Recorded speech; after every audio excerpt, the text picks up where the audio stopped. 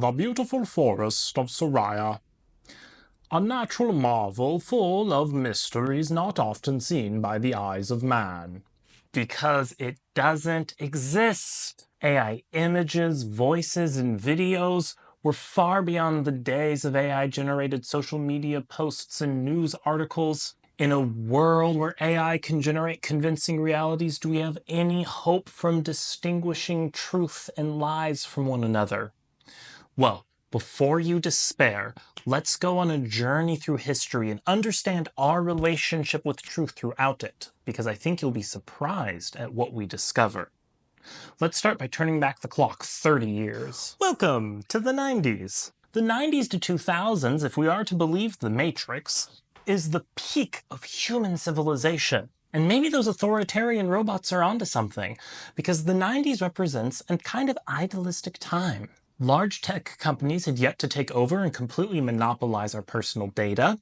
Technology was good enough that we could easily communicate around the globe, and we had the technology required to capture video and audio, photographs of things that were happening in the moment, but the technology was not yet good enough to completely fabricate them. It seems like a perfect period for truth. Or is it? You see, because the problem of misinformation created by technology is as old as the printing press itself. Technology increases our ability to generate and spread information, both the good and the bad. In 1761, John Callis unfortunately lost his son.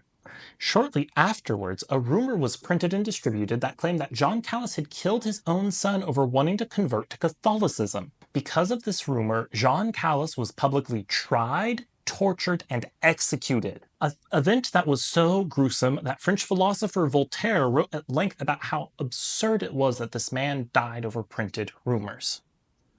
If technology was generating problems for truth even before AI, we're not safe here.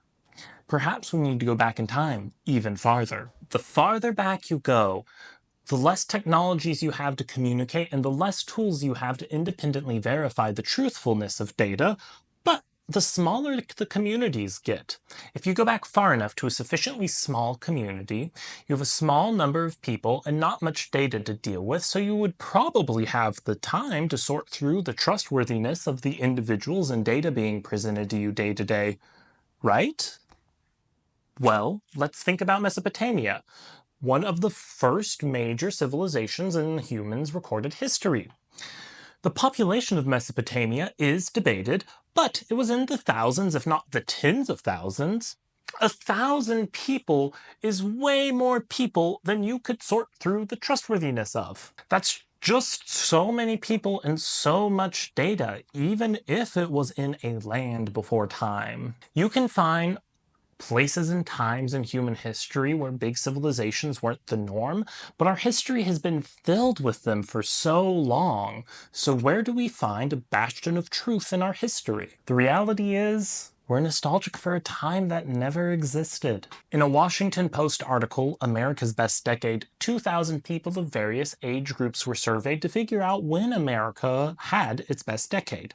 The thing is, no particular decade was favored, until they reviewed the data by age, and then an interesting trend emerged. Participants thought the closest knit communities existed when they were the ages 4 to 7. Participants thought families were the happiest and society was at its most moral in the age ranges of 8 to 11. And the participants thought the economy was at its best when they were the ages 12 to 15. It's not that things have gotten worse. It's that we're nostalgic for a time that never existed because when we thought that time existed, we were too young to understand the intricacies of the world. Well, where does that leave us on our search for truth? That leaves us where humans have always been.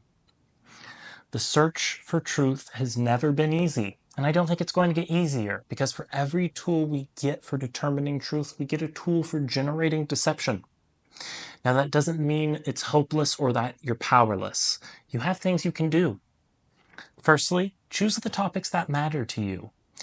You can take the awesome tools we have available and understand a topic to a depth that makes it almost impossible for you to be deceived.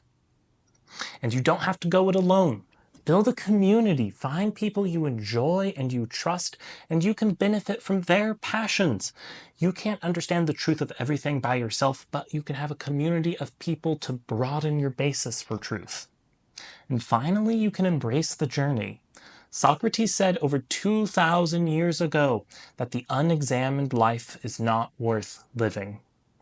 The search for truth is as old as humanity itself, but it is a journey that is worthwhile. It's okay to not know everything, and it's okay to admit that the search for truth is messy. It's a long journey. It's a tough journey. Make it one you do with people you enjoy and care about.